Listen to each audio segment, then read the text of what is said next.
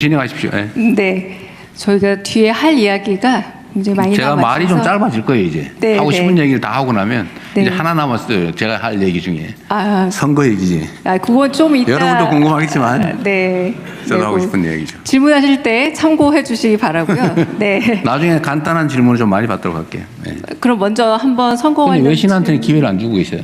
지금 순서가 다 있는데 아, 순서가 있어요. 네, 정한대로 그러면, 하십시오. 네. 먼저 대학생 기자의 질의 영상이 준비가 되어 있습니다. 아마 한참 기다리고 있었을 겁니다. 시사인 대학기자상 대상을 수상한 이대학부 정보현 학생의 질의 영상 시청 후 대통령께서 답변을 해주시면 됩니다.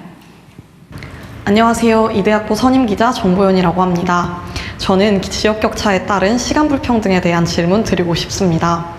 이른바 서울공화국 한국에서 서울로 향하는 것은 보통의 일이 되어버렸습니다. 상경 청년들은 월세와 생활비 벌기부터 스스로를 돌보기까지 해야 하는데요. 본가가 서울인 청년들과는 일상에서 쓸 수 있는 가용 시간이 달라집니다. 이는 기업들의 고스펙 요구와 맞물려 계급 고착화까지 이어진다고 생각합니다. 상경 청년들이 겪는 시간 불평등과 여기서 이어지는 소득 자산 격차를 우리 사회는 어떤 방식으로 해결할 수 있을지 여쭙고 싶습니다. 갈수록 질문이 어려워지고 있어요. 여하튼 우리가 해결해야 되고 또 현재 당면하고 있는 문제 중에 가장 심각한 문제 두 가지를 섞어서 동시에 저를 타격을 하셨어요. 그게 이제 지방 균형 발전 문제와 청년 문제죠. 두 가지를 섞어놨으니 얼마나 어려운 얘기입니까? 일단은 주안점은 이제 지방 청년들을 어떻게 할 거냐라는 얘기인 것 같아요. 주안점은 이거는 국토균형 발전과 직접 관련이 있습니다. 자주 말씀드린 것처럼 우리 대한민국의 여러 문제 중에 또 하나 심각한 문제가 수도권 집중이죠. 생각해보면 부동산 문제도 사실은 거기서 엄청나게 격화되고 있습니다. 다 서울로 몰려오니 또 수도권으로 몰려오니 지방은 망가지고 서울은 미어 터지고 있죠. 폭발의 위험, 지방은 소멸의 위험, 이건 뭐 양 측면을 동시에 겪고 있습니다. 그래서 우리 정부는 제가 할 수 있는 범위 내에서는 최대한 지방에 기회를 주려고 해요. 다행히 조금씩 효과가 있습니다. 제가 취임한 이후에 지방의 고용이 수도권은 거의 늘지 않았고 보니까 지방의 신규 고용이 10몇 %가 늘어났어요. 아마 근데 체감은 잘 안 될 겁니다. 그 지방의 관광 수요가 상당히 많이 늘어나고 있어요. 그게 아마 3차 산업 분야의 창업을 많이 늘리지 않았나 또 고용을 많이 늘리지 않았나 싶어요. 예를 들면 부산만 해도 제가 자갈치시장도 한번 가서 얘기를 듣는데 중국계 관광객이 엄청 늘어났다고 해요. 중국계 관광객이 많이 먹기 때문에 일본 관광객이 잘 안 먹는데요. 뭐 그런데 그분이 하는 말씀이에요. 아마 각자의 특색이겠죠. 중국 관광객이 정말로 도움이 된다 매출에. 자갈치 시장의 상인회장이시던가 그분이 그러시더군요. 어쨌든 지방 관광 수요가 많이 늘었어요. 그리고 저희가 지방에 또 경제 정책을 할 때 지방에 또 집중합니다. 일부러.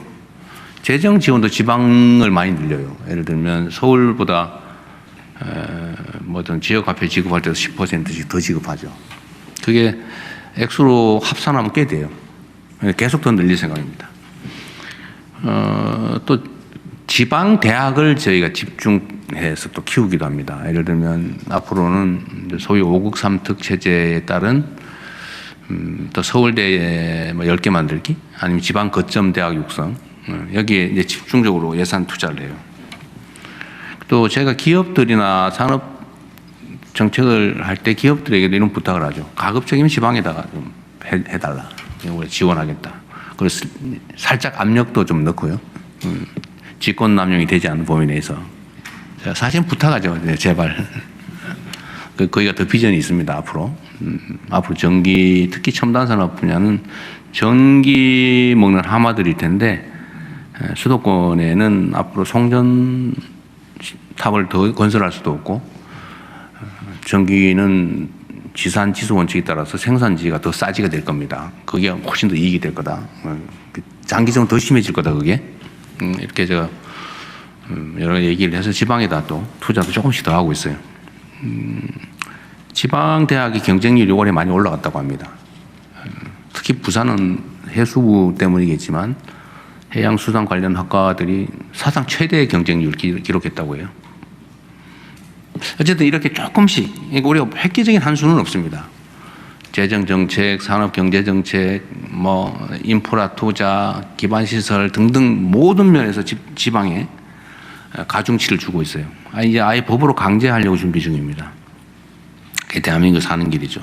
그래서 지방의 정주 여건을 개선하고 또 미래 비전을 조금이라도 더 갖게 하고 또 산업이나 하다못해 공기업이나 뭐 배치도 좀 늘리고 이렇게 하면 지방의 효율성이 훨씬 높습니다.